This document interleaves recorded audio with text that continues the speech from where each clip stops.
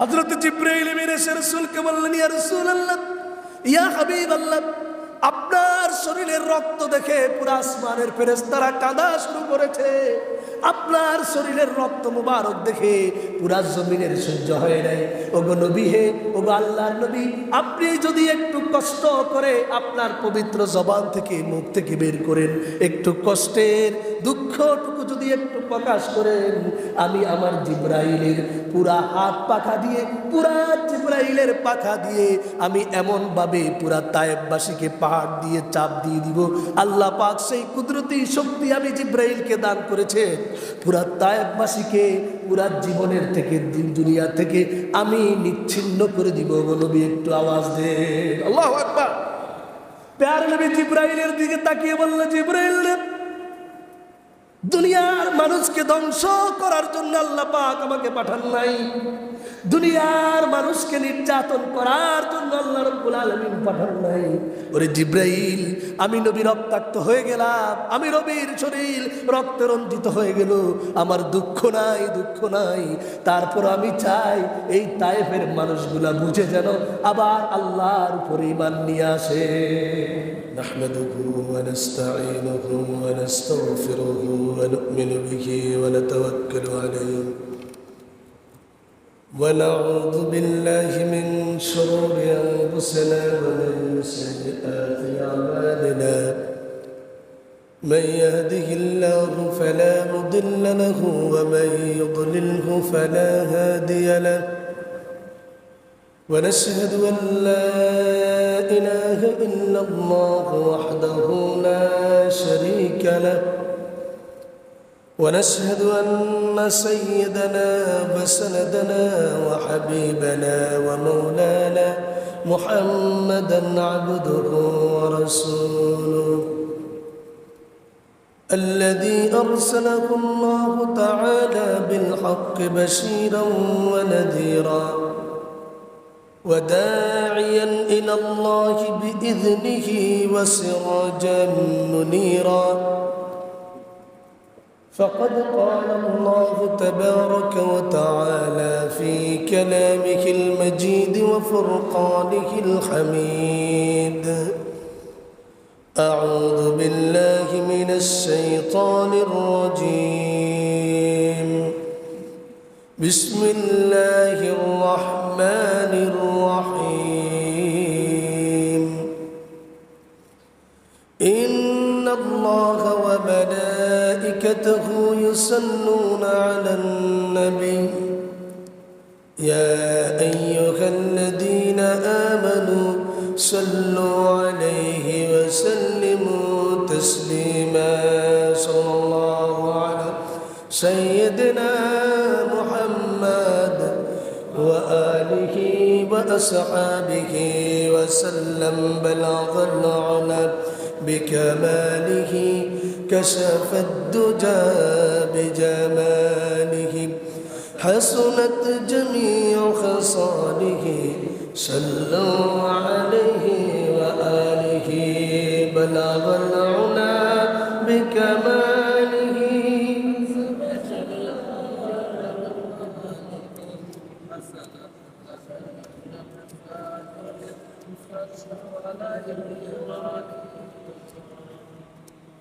मुझे कुछ मिले या ना मिले अगर मोहम्मद मिले यानी वो शई जिससे अल्लाह मिले बलागल्लाहुना बिकमालिही कशफद्दुजा बिजमालिही हसनत जमीउ खसालिही सल्लु अलैहि व आलिहि। मुअज़्ज़ज़ मुहतरम हज़रात मुसल्लियाने किराम दिगर मुरब्बियाने आज़म, মহান আল্লাহ পাক পরবর্তীকারে আলমের দরবারে অসংখ্য অগণিত শুকরিয়া আদায় করছি যে আল্লাহ পাক সুবহানাহু ওয়া তাআলা আমাদের সকলকে অত্যন্ত দয়া করে, মায়া করে, মেহেরবানি করে এই পবিত্র মুবারক মাহফিল, মুবারক মজলিস, পবিত্র জুমার নামাজ আদায় করার জন্য আল্লাহ পাক উপস্থিত হওয়ার তৌফিক এনায়েত করেছেন। এজন্য শ্রী রব্বুল ইজ্জত ওয়াল জালালের দরবারে সকলে অন্তঃস্থল থেকে শ্রদ্ধা জড়িত কণ্ঠে আবেগের সহিত কালিমাতে শুকর আদায় করি, সকলে উচ্চ কণ্ঠে উচ্চারণ করি আলহামদুলিল্লাহ।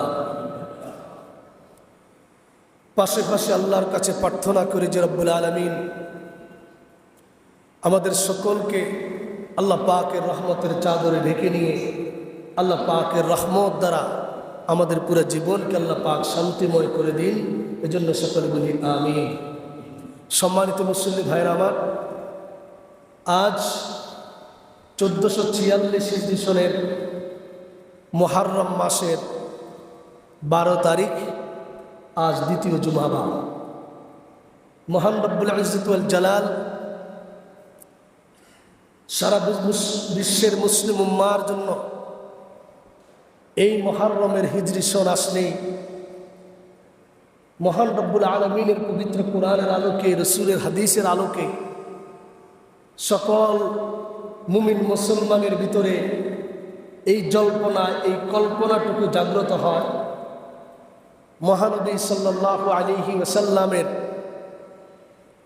মক্কার দীর্ঘ 13 বছর নির্যাতন জুলুম সহ্য করার পর রসুল করিম সাল্লাল্লাহু আলাইহি ওয়াসাল্লাম আল্লাহ পাকের হুকুমে মদিনায় চলে যাওয়ার জন্য হিজরতের অন্যতম একটি টার্নিং পয়েন্ট সারা পৃথিবীর সকল মুমিন মুসলমানের অন্তরে, হৃদয়ে এই বিষয়টুকু আন্দোলিত হয়। কারণ মুহররম মাস আসলেই যেমনিভাবে সমস্ত মুমিন মুসলমানের অন্তরে আল্লাহর শুকরিয়া আদায় হয় যে পৃথিবীর ইতিহাসে জালেমের জুলুম থেকে, স্বৈর শাসন থেকে, সকল ষড়যন্ত্র চক্রান্তকে উপেক্ষা করে একমাত্র আল্লাহ পাকের হুকুমে ইমানদার মুমিন মুসলমান তৌহিদবাদী শিক্ষিত আল্লাহর প্রেমিকদের সেই মুহররম মাস আসলেই সেই কঠিন অপশক্তি, পৃথিবীর মধ্যে স্বীকৃত তাগুতি শক্তি ফেরাউনের কবল থেকে আল্লাহ রাব্বুল আলামিন হযরতে মূসা আলাইহিস সালাতু ওয়াস সালামকে বিজয় এবং মুক্তি আল্লাহ রাব্বুল আলামিন যেই মুহররম মাসে দান করেছেন, সারা পৃথিবীর সকল মুমিন মুসলমানের অন্তরে এই মুহররমের সেই কীর্তিগাথা, মুহররমের সেই বিজয় গাথা, বিজয়ের আনন্দ সারা পৃথিবীর মুসলমানের মধ্যে যখন জাগ্রত হয়, তখন সকলেই আল্লাহর নিয়ামতের শুকরিয়া আদায় করে বিজয়ের জন্য আলহামদুলিল্লাহ উচ্চারণ। সেই মুহররম মাসও আমাদের মাঝে চলে আসছে। অলরেডি আমরা 2টি জুমা অতিক্রম করছি। মহান রব্বুল ইজ্জত ওয়াল জালাল পৃথিবীর মধ্যে সূচনা লগ্ন থেকে নিয়ে প্যারা নবী রসুল করিম সাল্লাল্লাহু আলাইহি সাল্লাম পর্যন্ত সকল ধরনের অপশক্তিকে আল্লাহ পাক নিঃশেষ করে দিয়ে চূড়ান্ত বিজয় দান করেছেন। আর সেই বিজয়ের ফলাফল এই মুহররম মাসেই হিজরি সন আমাদেরকে স্মরণ করিয়ে দেয়। আরেকটি কথা, শোক পৃথিবীর মানুষের মাঝে, সকল ইমানদারের মাঝে এই মুহররম মাসেই আমাদের মাঝে সৃষ্টি হয় রাসূল করিম সাল্লাল্লাহু আলাইহি ওয়াসাল্লামের একেবারে আদরের কলিজার টুকরা, যাকে এত মহব্বত রসুল করেছেন। প্যারা নবী মসজিদে নববীতে গোড়া গোড়া খেলতেছেন, রসুল করিম ঘোড়ার মতো এভাবে হাঁটতেছেন, 2 হাত 2 পা দিয়ে।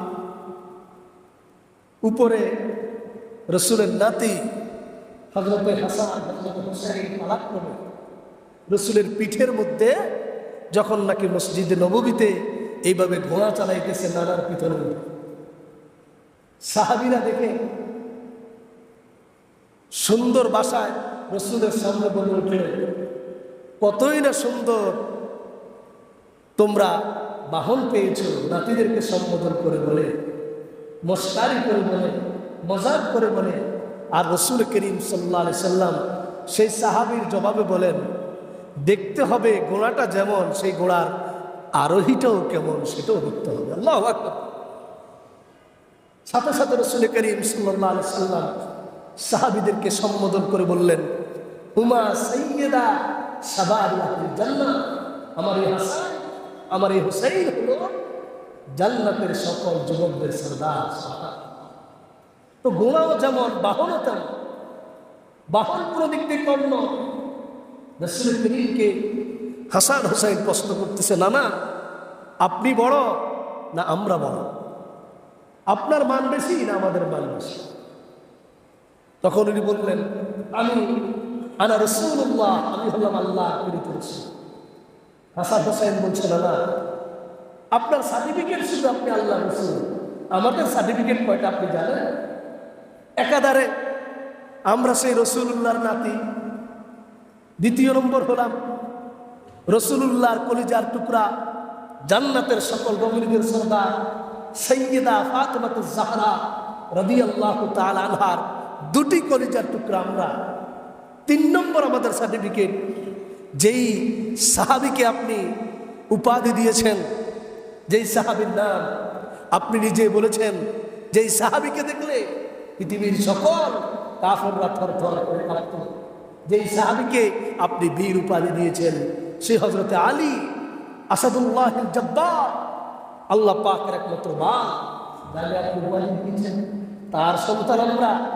আমাদের সার্টিফিকেট কয়টা আর আপনার সার্টিফিকেট শুধুমাত্র একটা। নানা নাতি মজাক করতেছে মসজিদে নববীতে, আর সাহাবা একরাম আল্লাহর শুকরিয়া আদায় করে সেখানে রাসূলকে আল্লাহ পাকের সেই রহমতের কথা আল্লাহ রাব্বুল আলামিন সাহাবীদেরকে স্মরণ করে দিচ্ছেন। সেই কলিজার টুকরা আদরের নাতি হযরত হুসাইন রাদিয়াল্লাহু তাআলা আনহু নির্মমভাবে কারবালার ময়দানে শাহাদাত বরণ করেছেন। সেই শোক গাথাটুকুও, সেই শোক রেলিটুকুও, সেই শোকার্ত সেই বিষয়টুকুও আমাদের অন্তরকে ব্যথিত করে দেয়। একদিকে বিজয়, আরেকদিকে ব্যথা। বিজয় ব্যথার মাঝখান দিয়ে মুসলিম উম্মাহ এই মুহররম মাসকে কাটিয়ে তারা শপথ গ্রহণ করতে হবে, কোনো বাতিলের সাথে আপোষ হতে পারে না। হককে বিজয় করিয়ে নেওয়ার জন্য যত শক্তি, যত ধরনের সাহস, যত কিছুর বিনিময়ে হোক না কেন, হক সত্যকে পৃথিবীর মধ্যে বাস্তবায়ন করে তুলতে হবে। এক তো বিজয়ের র্যালি, আরেক তো শোকের র্যালি, দুইটাকে একই সঙ্গে নিয়ে সামনে অগ্রসর হয়ে আমরা আল্লাহ পাকের মহান সেই কোরআনকে, ইসলামকে পৃথিবীর মানচিত্রে দাঁড়া করানোর জন্য হকের পক্ষে সব সময় জোরালো ভূমিকা নিয়ে সামনে অগ্রসর হওয়াই এই মুহররম মাস আমাদেরকে স্মরণ করে দেয়, বলেন সুবহানাল্লাহ। সুতরাং ভাইরা আমার, সেই মুহররমকে আল্লাহ রাব্বুল আলামিন স্মরণ করিয়ে দিতে রাসূল করিম সাল্লাল্লাহু আলাইহি সাল্লামের মাধ্যমে হিজরি সনের সর্বপ্রথম পত্তন এবং গণনা শুরু হয় এই মুহররম মাস নিয়ে। যেই মুহররম মাস আসলে গোটা পৃথিবীর সকল মুসলিম উম্মার কাছে একটি চেতনা জাগ্রত হয়। আমরা সকলে চেতনার স্লোগান দেই, কেউ মুক্তিযুদ্ধের চেতনার স্লোগান দেয়, কেউ ভাষা আন্দোলনের চেতনার স্লোগান দেয়, কেউ এক একজন এক এক লাইনের আমরা চেতনার স্লোগান দেই। কিন্তু মুসলিম উম্মার ইমানদারদের তো একটি চেতনা পৃথিবীর মধ্যে আসে, গোটা বছরের মধ্যে জাগ্রত হয়। সেই চেতনাটুকু হলো আল্লাহর দেওয়া, রাসূলের দেওয়া সাহাবা একরামের আন্দোলনের জীবন, দীর্ঘ সময় নির্যাতন সহ্য করার সেই চেতনা জাগ্রত করে এই হিজরি নববর্ষের চেতনা, বলেন সুবহানাল্লাহ। আমাদের এই মুহররম পৃথিবীর শুধু বাংলাদেশেই তো আমাদের দু একটা চেতনা থাকে। বাংলাদেশের বর্ডার ফের হয়ে ইন্ডিয়াতে আর সেই চেতনা নেই, বাংলাদেশের বর্ডার পার হয়ে সৌদি আরব যাবেন সেই চেতনা আর থাকবে না। বাংলাদেশের বর্ডার পার হয়ে আপনি অস্ট্রেলিয়া, কানাডা, আপনি ওয়েস্টার্ন কালচার, ওয়েস্টার্ন সিভিলাইজেশনে ঢুকে যাবেন, বাঙালি চেতনা সেখানে থাকবে না, সেখানে যার যার দেশের চেতনা। কিন্তু ইসলামের এমন একটি চেতনা, হিজরি সনের এমন একটি চেতনা, নববর্ষ হিজরির 1446 সনের এমন একটি চেতনা, যেই চেতনাটুকু মুহররম মাসে আমেরিকায়ও জাগ্রত হয়, রাশিয়াও জাগ্রত হয়, চীন, জাপান, জার্মান, শ্বেতাঙ্গ কৃষ্ণাঙ্গ সকল মানুষের কাছে, রাজা প্রজা সকলের কাছে একটা চেতনায় জাগ্রত হয়, ঈমানের সেই উজ্জীবিত হওয়া সেই চেতনা আমাদেরকে স্মরণ করে দেয়। হায় রে, পেয়ারা নবী রাসূল করিম সাল্লাল্লাহু আলাইহি সাল্লাম কত কষ্ট করেছেন, যেই রসুলের জন্য তার গায়ে মাছি বসা হারাম ছিল, মশাকে বসা রসুলের জন্য হারাম ছিল। এমনকি প্যারা নবী রাসূল করিম সাল্লাল্লাহু আলাইহি সাল্লাম মরুভূমির উপর দিয়ে হাঁটতেন, সেই মরুভূমির বালি পর্যন্ত যেই বালি তপ্ত ছিল, প্যারা নবীর জন্য বালি ঠান্ডা হয়ে যেত, আর যেই আগুনে বালি গরম হয়ে যেত, সেই আকাশ পানে রসুল যেদিকে যেতেন মেঘমালা মেঘখণ্ড আল্লাহ রাব্বুল আলামিন আমার সেই পেয়ারা নবী কলিজার টুকরা নবীর জন্য আল্লাহ মেঘকে নির্দেশ দিয়েছেন, বাদলকে নির্দেশ দিয়েছেন আমার রসুলের গায়ে যেন, এই সুন্দর শরীরে যেন, এই নূরের শরীরে যেন কোনো ধরনের একটু মাত্র গরমের আঁচ না লাগে। আল্লাহু আকবার। সেই পেয়ারা নবী রাসূল করিম সাল্লাল্লাহু আলাইহি ওয়াসাল্লাম শুধুমাত্র আল্লাহর দ্বীনের এজেন্ডা বাস্তবায়ন করতে গিয়ে, আল্লাহর দ্বীনকে প্রচার প্রসার করতে গিয়ে রাসূল করিম সাল্লাল্লাহু আলাইহি ওয়াসাল্লাম নিজের সব কিছুকে ত্যাগ করে, এমনকি তায়েফবাসীর কাছে আমার নবী পুরা রক্তাক্ত হয়ে গিয়েছে। হযরত জিবরাইল এসে রাসূলকে বললেন, ইয়া রাসূলুল্লাহ, ইয়া হাবিবাল্লাহ, আপনার শরীরের রক্ত দেখে পুরা আসমানের ফেরেশতারা কাঁদা শুরু করেছে।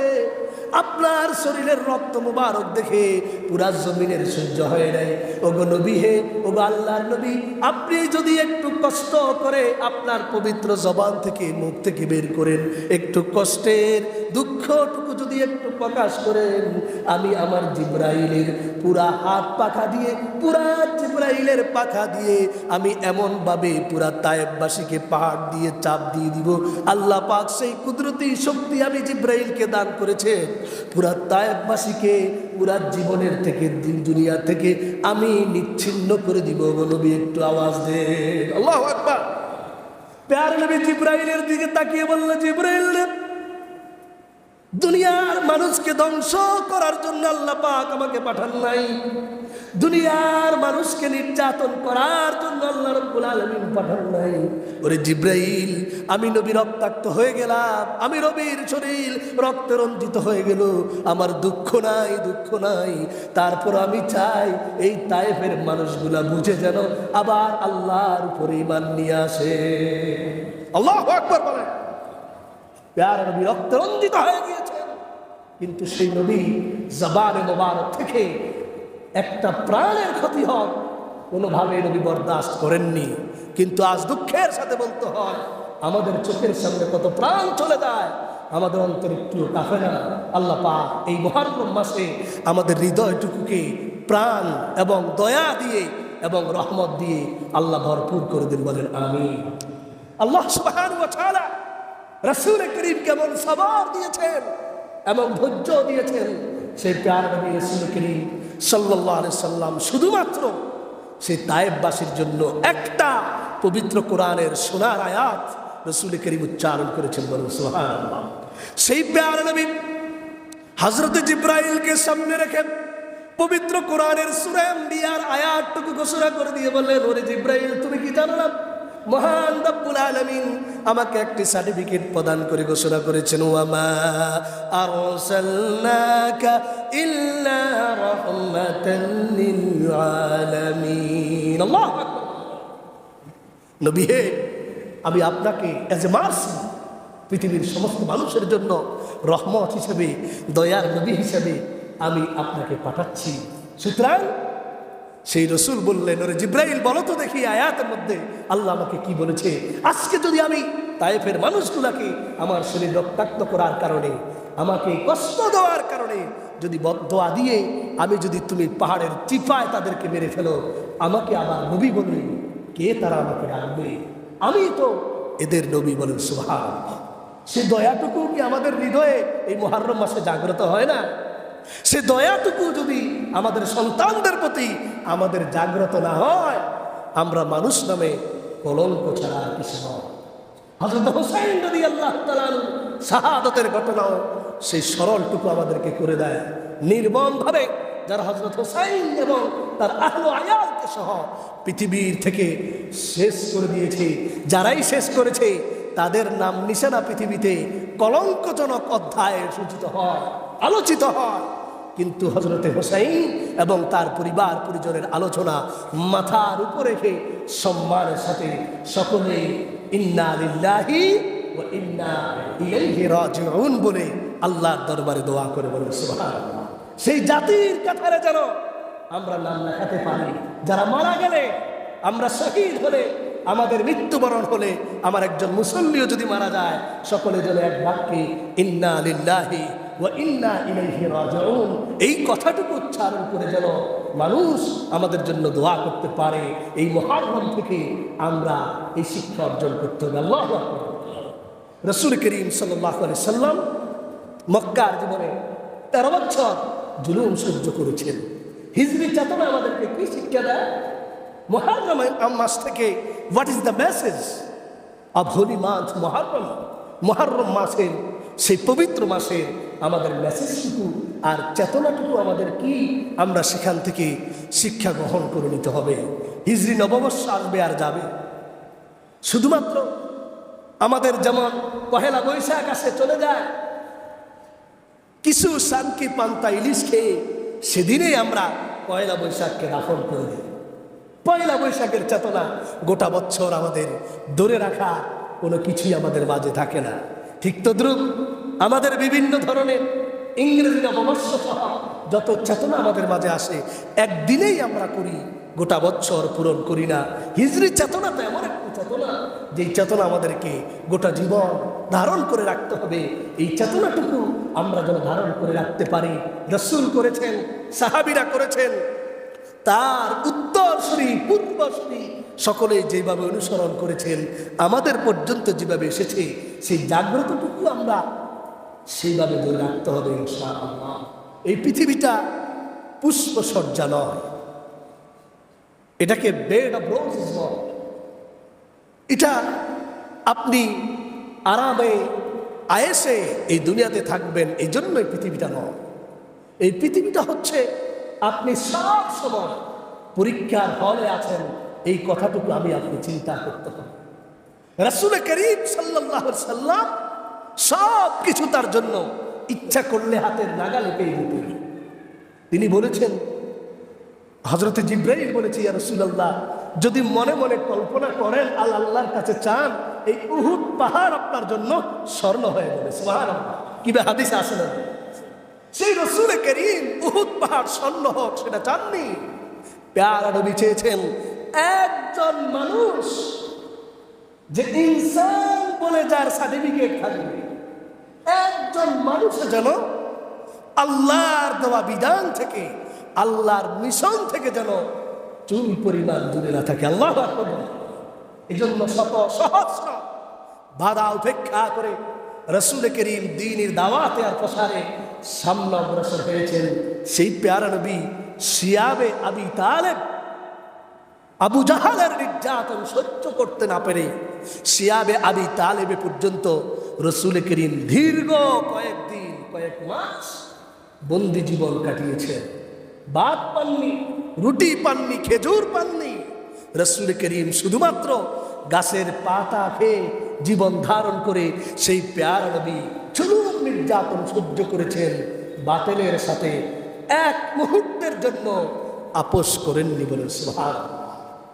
অথচ যে রাসূলের জন্য মরুভূমিতে সূর্যের মাঝখান দিয়ে হাঁটলো, সূর্যের নিচ দিয়ে হাঁটলো, যে রাসূলের জন্য মেঘমালার ব্যবস্থা আল্লাহ করে দিয়েছেন। আমরা যত বড় লোকেই হোক না কেন, আমাদের এমপি মন্ত্রী রাষ্ট্রপতি হোক না কেন, বলেন তো দেখি, আমরা তো বাদে দিলাম, আমাদের দেশটা তো বিশ্বের মানচিত্রে কিছুই নয়, নাথিং। যারা বিশ্বের সুপ্রিম পাওয়ার, সে আমেরিকা বলেন, বর্তমান জো বাইডেন অথবা আগের ডোনাল্ড ট্রাম্প বা ট্রাম্প যেই আসো, কারোর জন্য কি পৃথিবীতে হাঁটতে আর চলতে গেলে আকাশ থেকে, রৌদ্র থেকে বাঁচার জন্য ছাতার ব্যবস্থা ছাড়া আল্লাহর পক্ষ থেকে কোনো মেঘের ব্যবস্থা ছিল? কি ভাই ছিল? অথচ যেই রাসূল করিম সাল্লাল্লাহু আলাইহি সাল্লাম মেঘমালার ব্যবস্থা আমার পেয়ারা নবীকে আল্লাহ পাক ব্যবস্থা করে দিয়েছেন। সেই রাসূলের কি দরকার ছিল, এমন কি প্রয়োজন ছিল তায়েফের ময়দানে রক্তে রঞ্জিত হওয়া? ইচ্ছা করলে একটু কম্প্রোমাইজের হাত বাড়িয়ে দিলেই তো এনাফ, যথেষ্ট ছিল। কি অভাব ছিল? আবু জাহাল প্রস্তাব দিয়েছে, উতবা প্রস্তাব দিয়েছে, সাইবা প্রস্তাব দিয়েছে, ওলীদ ইবনে মুগীরা প্রস্তাব দিয়েছে। ওগো মুহাম্মদ ইবনে আব্দুল্লাহ, তুমি শুনে রাখো, তুমি যদি মক্কার প্রধানমন্ত্রিত্ব চাও তোমাকে দিব, সবচেয়ে সুন্দরী নারী চাও দিব, সবচেয়ে বড় গদি চাও তোমাকে দিব। আমি আবু জাহাল, উতবা, সাইবা স্বয়ং তোমার আন্ডারে, তোমার কমেন্ট মেনে আমরা সামনে চলব। তুমি যা বলো সব কিছু আমরা মেনে চলবো। তারপরে তোমার কাছে একটা আবদার আর তোমার কাছে একটা অনুরোধ হলো, আমাদের মিশনের বাহিরে অন্য কোনো মিশনকে ফ্লাই করো না। আমরা যেইভাবে আছি, বাপদাদা চলেছে বাপদাদার উপরেই, আমরা যেইভাবে মূর্তি পূজা করছি সেইভাবে, আমাদের যেইভাবে চলছে, অমুককে কাটো, অমুককে মারো, অমুককে ধরো, ধরো মারো খাও, এই স্টাইলে আমরা যেভাবে চলছি, আমাদের মিশনের বিরুদ্ধে কোনো কথা বলতে পারবা না, বলো না।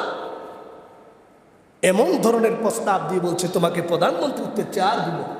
আমার কথা যদি আপনাদের বুঝে না আসে, আপনারা ইতিহাসের অন্যতম একটি শ্রেষ্ঠ গ্রন্থ আল বিদায়া ওয়ান নিহায়া, আল্লামা ইবনে কাসির রাহমাতুল্লাহি আলাইহি সেই গ্রন্থ লিখেছেন, বিশাল কয়েকটি খণ্ডে লিখিত, কয়েকটি ভলিউমে।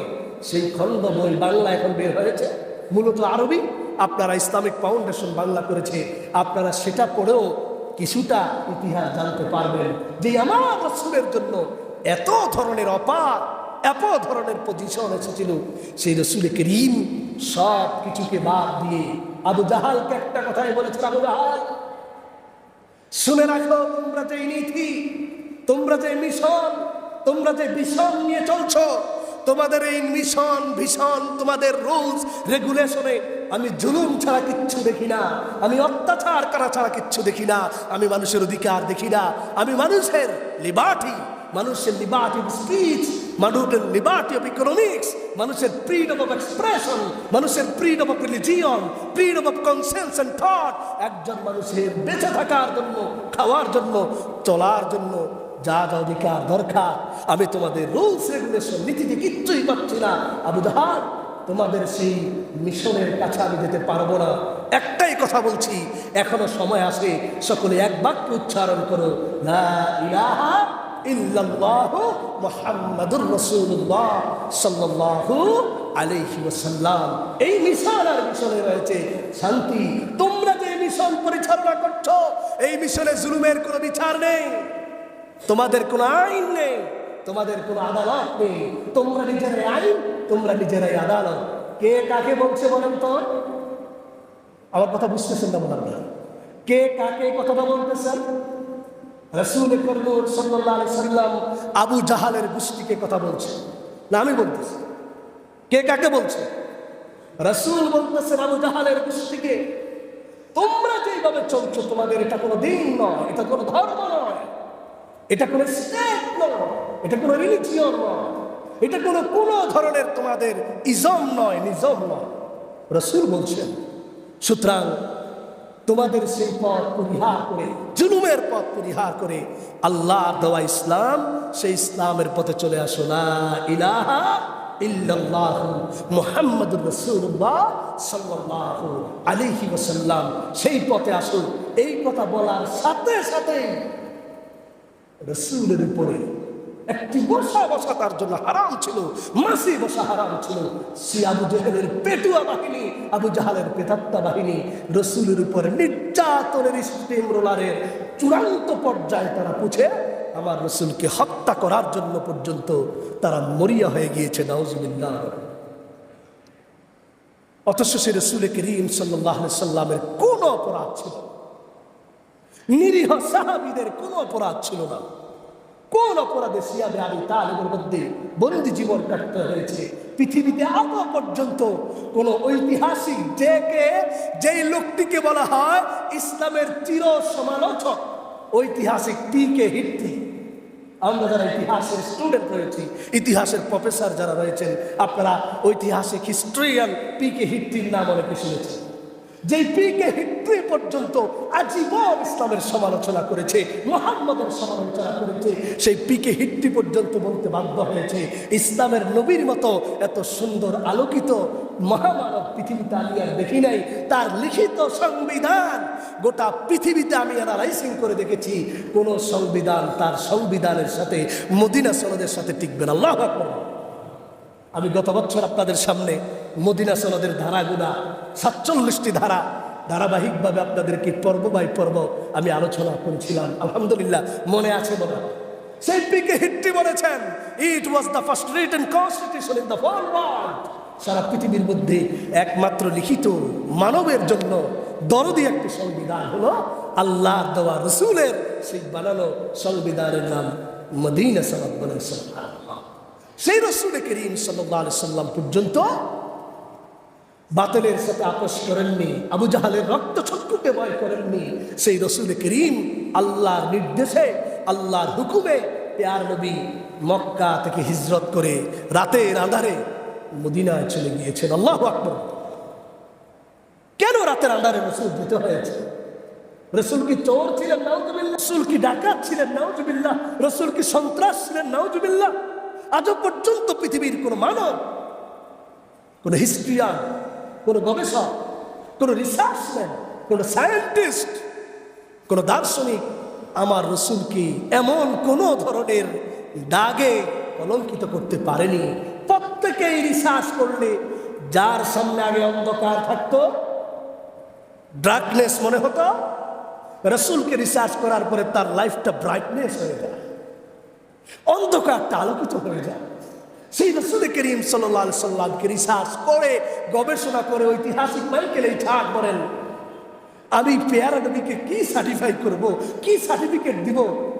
একজন শ্রেষ্ঠ সেনাপতি, একজন শ্রেষ্ঠ মহান শিক্ষক, একজন শ্রেষ্ঠ দার্শনিক, একজন শ্রেষ্ঠ বৈজ্ঞানিক, একজন শ্রেষ্ঠ সমাজ সংস্কারক, একজন শ্রেষ্ঠ, উনি বলতে বলতে তার, আপনারা যারা ইতিহাস নিয়ে পড়াশোনা করেন, ঐতিহাসিক মাইকেল এইচ হার্টের সেই গবেষণামূলক গ্রন্থটি এখনো পৃথিবীর মানচিত্রে এখনো সব জায়গায় আছে।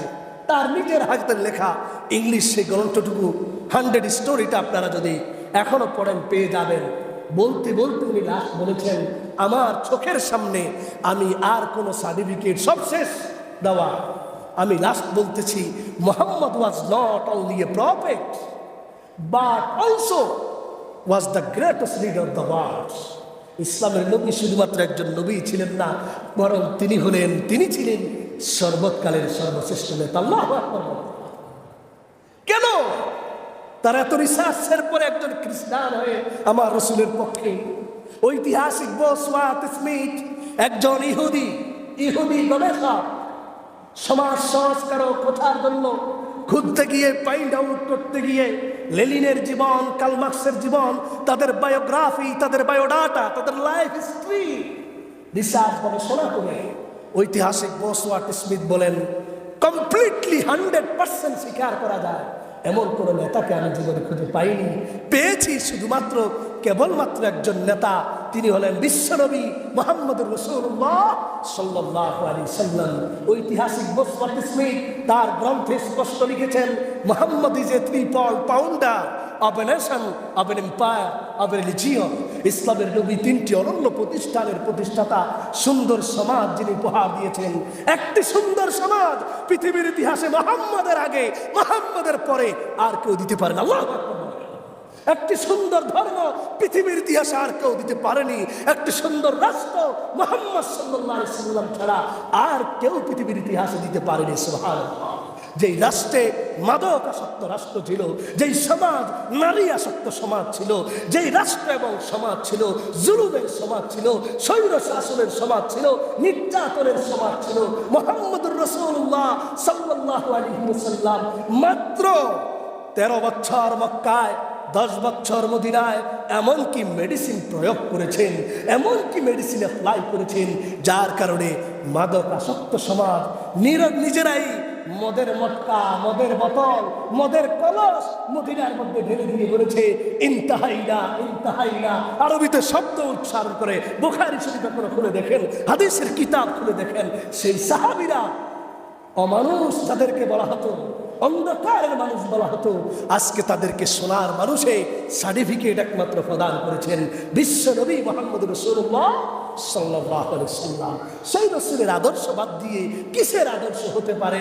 যেই রাসূল শিক্ষা শিখাতে গিয়ে বলেছেন human values and social values and ideological values, যেই রাসূল বলেছেন একটি শিক্ষিত সমাজের মধ্যে থাকবে মানবিক মূল্যবোধ, আদর্শিক মূল্যবোধ, সামাজিক মূল্যবোধের সমন্বয়ে যদি একটি সমাজকে শিক্ষার মাধ্যমে পরিচালনা করা না যায়, সেই সমাজে কোনোদিনও অন্যায় দূর হবে না, অবিচার দূর হবে না, জুলুম আর জুলুম ছাড়া, চোখে অন্ধকার ছাড়া কিছুই দেখা যাবে না। ও সম্মানিত মুসলিম ভাইয়ের আমার, আজকের আমাদের আলোচনার এই পয়েন্টে, আজকে মুহররমের দ্বিতীয় জুমা, মুহররমের 12 তারিখের এই জুমাতে আমাদের থেকে শপথ গ্রহণ করতে হবে, আমরা হিজরি চেতনাকে জাগ্রত করে আমাদের দ্বীনকে, ঈমানকে সামনে আমরা এমনভাবে আল্লাহর তৌহিদকে টিকিয়ে রাখার জন্য রাসূলের সে আদর্শে আদর্শবান হয়ে মক্কা থেকে জুলুম নির্যাতন সহ্য করে মহানবী যেই মদিনায় গিয়ে আমাদেরকে সুন্দরভাবে দ্বীন ইসলাম উপহার দিয়েছেন, সেই দ্বীন ইসলাম যেন রাসূলের রক্তকে পানি করা অর্জিত সম্পদ। এটা এমনিতে আসে নাই, কচুরি পানার মতো দ্বীন ইসলাম আমার দেশে আসে নাই, বেশে আসে নাই। এই দ্বীন ইসলাম এসেছে একমাত্র আল্লাহর রহমতে, রাসূলের রক্তকে পানি করা, সাহাবা একরামের রক্তকে পানি করা। সব একটা জরিপ আপনাদেরকে বলি, রাসূল করিম যেদিন মক্কা থেকে বিদায় হজের বাসনে সকল সাহাবীদের থেকে বিদায় নিয়ে পেয়ারা নবী যখন নাকি সাহাবীদের সামনে ভাষণ দিয়েছিলেন, মাত্র রাসূলের সামনে উপস্থিত ছিলেন ১.৫ লক্ষ সাহাবী। কিংবা আমরা সবাই জানি তো জরিপটা, আমি আপনাদের কাছে আজকে জানতে চাই, সেই রাসূল যখন সাহাবীদেরকে উপস্থিত করে বলেছেন ফালিয়ুবাল্লিগিস শাহিদুল গায়বা মিনকুম, ও আমার সাহাবীরা, আবু লাহাব শোনো, আবু জাহাল শোনো, উতবা শোনো, তাদের মোকাবেলায় হযরতে ওমরকে বলেছেন, আলীকে বলেছেন, হযরতে সাহাবা একরামকে বলেছেন, ও আমার সাহাবীরা, আমি এই 23 বছরের মিশনকে তোমাদের কাছে পৌঁছাতে পেরেছি কিনা? সকল সাহাবীরা এক বাক্যে বলেছেন নাআম বালা ইয়া রাসূলুল্লাহ, হ্যাঁ গো আল্লাহর নবী আপনি বলেছেন। আল্লাহ রাসূল বলেছেন আল্লাহুম্মা শাহাদাত, আল্লাহুম্মা শাহাদাত, আল্লাহুম্মা শাহাদাত, হে আল্লাহ সাক্ষী থেকো, আমি তোমার মিশনকে এদের কাছে পৌঁছিয়ে দিয়েছি। আল্লাহকে সাক্ষী রেখে এই জাবালে নূরে, জাবালে রহমতে পাদদেশে দাঁড়িয়ে বিদায় হজের বাসনে রাসূল করিম এই কথা বলে সকল সাহাবীদেরকে আবু হযরত ওমরের কাঁধে ধরে, উসমানের কাঁধে ধরে, আবু বকরের কাঁধে ধরে, আলীর কাঁধে ধরে, মাথায় ধরে রাসূল বলেছেন ফালিয়ুবাল্লিগিস শাহিদুল গায়বা মিনকুম, ও আমার সাহাবীরা, তোমাদেরকে আমি রাসূল চলে যাব, আমি রাসূল বেশি দিন থাকতে পারবো না, এই দুনিয়া থাকার জন্য নয়। হযরত ওমর বেহুশ হয়ে গেছে রাসূলের ইন্তেকালের পরে। ওমর বললেন যে বলবে মুহাম্মদ মারা গেছে তাকে আমি হত্যা করে ফেলবো। আবু বকর বলল ওমর এত গরম হইস না, ওসমান বলল ওমর এত গরম হইও না। আল্লাহ কোরআন আয়াত নাজিল করে কোরআনের মধ্যে আগে বলে দিয়েছেন ওয়ামা মুহাম্মাদুন ইল্লা রাসূল কদ খালাত মিন ক্বাবলিহির রাসূল, রাসূল তার আগে অনেক নবী আসছে, থাকতে পারে নাই, আমার নবীও দুনিয়াতে থাকবেন না, নবী এসেছেন তোমাদেরকে শিক্ষা দেওয়ার জন্য, শিক্ষা হয়ে গেছে, রাসূল চলে যাবেন। রাসূল করিম সাল্লাল্লাহু আলাইহি ওয়াসাল্লাম হযরত ওমর এই আয়াত শোনার পরে ঠান্ডা হয়েছেন। হযরত রাসূল ওমরের কাঁধে ধরে, ওসমানের কাঁধে ধরে, আলীর মাথায় হাত রেখে বললেন আলী রে, ওমর রে, ওসমান রে, ও আমার সাহাবীরা শুনো, আমার অনুপস্থিত যত উম্মত দাবি করবে, চাই সেটা বাংলার জমিনে হোক, চাই সেটা চায়নার জমিনে হোক, চাই সেটা লৌহিত সাগর পাড়ি দিয়ে, আটলান্টিক মহাসাগর পাড়ি দিয়ে অপর পাশে গিয়ে যারা ইমানদার দাবি করবে, আমার উম্মত হওয়ার জন্য যারা সাহস যোগাবে, যাদেরকে আল্লাহ সেই তৌফিক দিবে, সে আটলান্টিক মহাসাগর পাড়ি দিয়েও তাদের কাছে এই দাওয়াত পৌঁছানো আমি রাসূল তোমাদেরকে দায়িত্ব দিয়ে দিয়েছি বলে। সুবহানাল্লাহ। ও ভাইয়েরা আমার, সর্বশেষ কথাটুকু বলে শেষ করছি। সেই ১.৫ লক্ষ সাহাবীর মধ্যে আজকে বর্তমানে একটু জরিপ লাগিয়ে আপনারা দেখেন তো, এই ইলেকট্রনিক্স মিডিয়া, প্রিন্টেড মিডিয়া, এই বর্তমান গ্লোবাল ভিলেজ বলা হয় যে বিশ্বটাকে, সেই গ্লোবাল ভিলেজ আপনার হাতের মুঠোয় সবকিছু। আপনি একটু গরিব জরিপ চালিয়ে দেখেন, ১৬ লক্ষ সাহাবীর কবর এবং মাজার মক্কা মদিনাতে আছে। কমপ্লিট ১৬ লক্ষ সাহাবীর মাজার আছে। ৩০,০০০ পাবেন কিনা সন্দেহ আছে। কিংবা আমার কথাটা কি বুঝে আসতেছে আপনাদের? আপনারা আমার চেয়ে এই লাইনে আরো অনেক অভিজ্ঞ। জাস্ট জরিপ গবেষণাটার জন্য আপনাদেরকে বলছি, ১৬ লক্ষ সাহাবীর কবর আর মাজার গেল কই? যারা মক্কার মধ্যে রাসূলের সামনে ছিলেন, সাহাবীদের সামনে ছিলেন, সেই ১৬ লক্ষ সাহাবী গেল কোথায়? জরিপ চালিয়ে তো মক্কা মদিনায় ২০,০০০, ৩০,০০০-এর বেশি সাহাবীর মাজার আর কবর পাবেন না। এরা গেল কোথায়? ওই সাহাবীরা রাসূলের সেই দায়িত্ব পেয়ে, সেই মিশন পেয়ে, জালেমের জুলুমের মোকাবেলায় সেখানে ইসলামের পতাকা উড্ডীন করার দরকার, সেই আবিসিনিয়ায় চলে গিয়েছেন, সেই সিরিয়ায় চলে গিয়েছেন, সেই চায়না চলে গিয়েছেন। সারা পৃথিবীর মধ্যে ঘুরে ঘুরে ইসলামের দাওয়াত দিয়ে সেখানে শাহাদাত বরণ করেছেন। পৃথিবীর ইতিহাস খুঁজলে দেখা যাবে জায়গায় জায়গায় সেই আপনার কি বলে যে আফগানিস্তান বলেন, সেখানে আছে রাসূলের সাহাবীদের মাজার। আমাদের চায়নাতে আছে রাসূলের সাহাবীদের মাজার। কেন? রাসূল করিমের দায়িত্ব পেয়ে সকল সাহাবী ম্যান্ডেট নিয়ে একমাত্র তাওহীদ, ন্যায়, ইনসাফ, পৃথিবীর মধ্যে জালেমের জুলুমের মোকাবেলায় পতাকা উড্ডীন করে, ইসলামের ঈমানের পতাকা উড়িয়ে রাসূলের মিশনকে তারা বাস্তবায়ন করে সারা পৃথিবীতে সফর করে সেখানে সব জান প্রাণ দিয়েছেন। কোথায় বাড়ি, কোথায় ঘর, কোথায় তাদের সবকিছু, সব ছেড়ে একমাত্র আল্লাহর মিশনের জন্য গিয়েছেন। ও দুনিয়ার মুমিন মুসলমান, দক্ষিণ খুশি আমার সাথী ভাইদেরকে উদ্দেশ্য করে বলছি, আমাদের এই মুহররম মাস হিজরি চেতনা আমাদেরকে জাগ্রত করে, তোমার ঈমানের বলে দুনিয়ার হতে হলে বাড়িও সারতে হবে যদি প্রয়োজন হয়, গড়ও সারতে হবে যদি প্রয়োজন হয়, পেয়ার নবীর মতো এই কোরবানি দিতে হবে, রক্তে রঞ্জিত হতে হবে। ঈমান থেকে চুল পরিমাণ দূরে সরা যাবে না, রাসূলের মহব্বত থেকে দূর করা যাবে না, সরে যাওয়া যাবে না। এটাই হলো আমাদের মুহররম, কারবালা ট্র্যাজেডি এবং আশুরা আমাদের শপথ আর আমাদের চেতনা। আল্লাহ সুবহানাহু ওয়া তাআলা আমাদের সকলকে, সবাইকে এই চেতনাকে জাগ্রত করার জন্য, এই চেতনা ধরে রাখার জন্য আল্লাহ পাক আমাদের সকলকে তৌফিক দান করুন, বলুন আমিন।